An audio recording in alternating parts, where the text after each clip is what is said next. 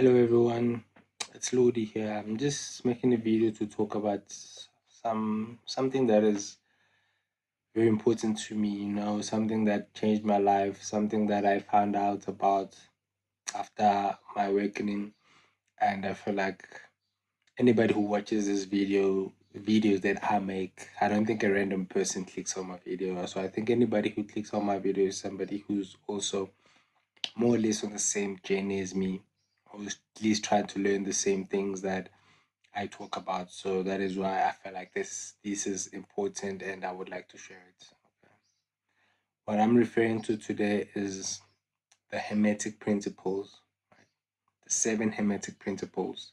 I feel like these principles really form the bedrock of existence, and understanding them helps you transform your life, because now you live in a very conscious way and you understand what you're doing and what you thinking and what you are feeling really creates your reality, and it becomes a real thing once you understand these principles.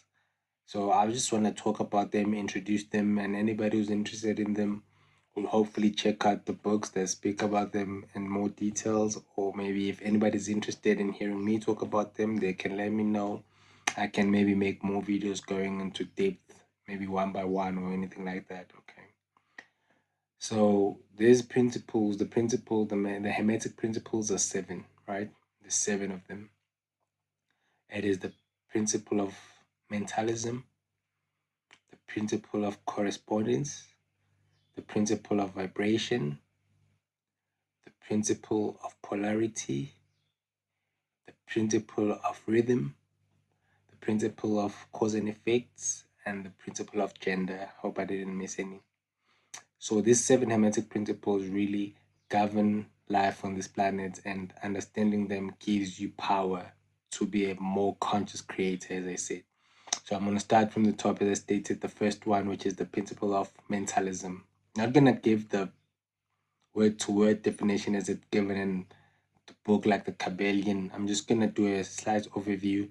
And as I said, if you're interested, I will advise maybe which publication you can look at. And maybe, as I said, if you would like me to speak more about it, you can let me know maybe in the comments, and then I can see if I can do a deep dive into each one of these principles and how to apply them and what they actually mean. So the first principle is the principle of mentalism, which states that all is mind, the all is mind, the universe is mental. All right. So this principle basically states that everything that happens, everything that comes into reality that we end up seeing happens in the mind, is created through thoughts. So mind creates reality.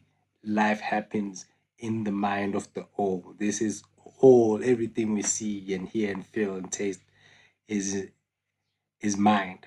Is happening in the mind of the all, which is the universe. So the importance of this principle, the principle of mentalism, then helps you understand that to affect your reality, you have to use your thoughts, and it's not in the physical world where you make changes. That is already things that have manifested and they're already there and they're solid. So to affect real change, it has to start in your mind. That is where you create reality. You create it using your mind. And how do you use your mind? By thinking and using thoughts. That's the first principle, mentalism. Second one is the principle of correspondence. As I stated, correspondence is basically as above, so below, as within, so without, right? So that means that whatever you see on the outside reflects what is happening on the inside, or whatever is happening on the inside is rather what produces what's happening on the outside. You cannot be, for example, feeling unhappy, feeling poor, feeling sad, feeling depressed on the inside, and then on your outside life, you're having this happy life that is abundant. So, as within, so without. That's what it means, right? It means that your inner state matches your outer reality. So if you want to affect, so you'll start hearing that these things are almost connected, right? They just work hand in hand. So if you want to, just like you use your thought to create your reality, your feelings and your vibration internally, how you feel, is what affects what happens then transpires on the outside. It also helps us understand other realms and other realities that we cannot see, right? As it says, as above, so below. So as we see how life works in this reality, and we see how things come to be and how things happen, that kind of helps us understand how life kind of works in the realities that we cannot see. Because as within, so without, as above, so below. So that is the second principle, the principle of correspondence. The third one is the principle of vibration. So this one states that everything vibrates, everything moves, nothing rests, everything is in a constant state of motion. Our physical bodies, everything, everything there is moving, from cells to molecules to planets to universes. Everything is on a constant motion, right? So vibrations, there's a scale of vibrations, from low vibration, from the most darkest and most hard matter, to the highest, which is the God vibration, which is the highest vibration there is, and there's just scales. So this helps us understand that very thing, that so if you wanna obtain things, you have to be on the same vibration where they are. So your vibration dictates what reality you experience. And how do you know what vibration you are in? Through your emotions. So how you feel tells you what state you are in. So your indicating for your vibration are your feelings and your emotions. So that is the third principle, the principle of vibration. So if you wanna improve the vibe that you're on, which means the reality, the things that you experience and what you see and live, you need to listen and feel how do you feel inside. That is how you establish a vibration, by watching your emotions and seeing that, am I feeling like that state? If I'm looking to be living in abundance, do I feel abundant, do I feel happy? And that is how you track your vibration, by your feeling, right? So the fourth one I'd like to talk about is polarity. So polarity states that everything is is one. Basically, everything is on a pole. Like hot and cold are the same thing. High and low are the same thing. Opposites are actually the same thing. Like everything can be reunited. The truth, every truth is half truth. Every lie is also part of the truth. Every truth is also part of the lie. There are two sides to every coin. That is polarity, basically. Polarity tells us that everything can be reconciled. For example, if there's an example, it's like hot and cold. You cannot really measure on at the moment that where does hot stop and where does cold stop. It's really the same thing, but it varies in degrees. That is why I say these things are connected. So for something to get hotter, for water to get hotter, there's no change. It's still the same water. So hot water and cold water, you have not changed anything, even though hot and cold may seem different, but it's not. It's just said the same thing. It's just that hot water is vibrating at a higher vibration, and cold water is vibrating at a very low vibration. And to change states, you just need to change the level of vibration, but it's always the same thing. That is the principle of polarity. Okay. The next one, was that polarity is rhythm, right? That is the one that everything swings like a pendulum. There are highs and there are lows. There's the rhythm, just like the seasons. There's summer, there's winter, then there's autumn, then there's spring, then there's summer. There's always these rhythms. Life is a rhythm. You happy, you sad.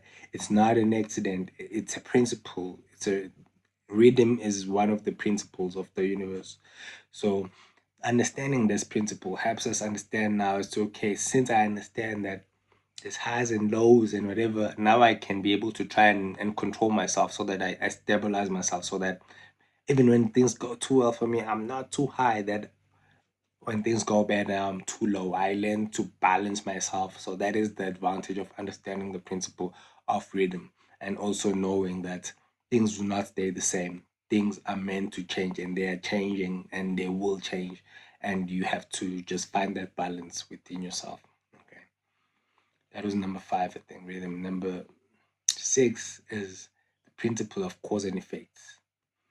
That is the principle that advises us that nothing happens by chance. For every result, there's an action that caused it. So it's that one is kind of really obvious and beautiful for you reap what you sow, basically. Chance is only a word for when you're ignorant of what was the cause of that or what has just happened. There's nothing like chance. Everything has a causation. For every effect, there's a causation. All right. So this principle can help you now be the causation, the main causation of things that happen in your life. That means being deliberate, being intentional with your actions and your feelings and your thoughts, so that you can be more, not be caught off guard by what you end up reaping. You don't have to just wait and see what happens. You can actually cause the reactions that you want yourself. That is the power of the principle of cause and effect. And then the final one is the principle of gender. So this principle tells us that for everything there is a masculine and a feminine. Even for you, whether you're a female, you still have a masculine and a feminine within yourself. Whether you're male, you have a feminine and a masculine side. That is why even the brain has left and rights. Left represent the masculine, the left side represent the feminine. The mind is subconscious and the conscious. One represents the feminine, the other represents the masculine. So everything, even to the cells, everything is a masculine, and both sides are necessary for everything, for growth, for things to happen, for reproduction, for everything. That is why even in the physical world, it manifests itself as sexes. There's the male person and the female person, and everything there is that, and it's for reproduction, for growth, for progress. So it is important to understand this because it helps you balance yourself and understand that both sides are required. None can exist without the other, right? In order to create, you need the feminine and the masculine. The masculine will bring the thoughts, the principles of the focus, sort of like the strictness of doing things the right way, if I may say so. And then the feminine will bring the tenderness, the creativity, that element of things. So both these things are required in life as a whole. So understanding this and balancing and understanding and working on your feminine side, if you're somebody who's focused maybe on the masculine, will help you become more balanced as a human being and make more progress. If you're more feminine, it also helps you to understand if you're lacking on the masculine side of things. So you work on that, and so that you can be more balanced. So those are the principles, or the Hermetic principles. When I got the Kabbalion first time, one of the first things it says is that when the student is ready, the master will appear. Only those with ears would hear. Only those who are ready to understand this will understand this. And this is some extremely useful information and knowledge. So, as I said, I don't think a random person would be even interested in listening to things like this. But if you're here with me right now and you've listened to what I've said and you tried to understand and grasp these concepts, then there are books like the Kabbalion, as I said. You can check that book out. It's um, goes through great depth and length in explaining this. You can also watch videos. I think there are a lot of videos that talk about the hermetic principles. And as I said, if you'd like me as well to share more deeply about each and every one of them, you can just let me know. I'll be glad to do so as I've studied this and I continue to study this as I try to shape my life and build my life based on this. So it is really important.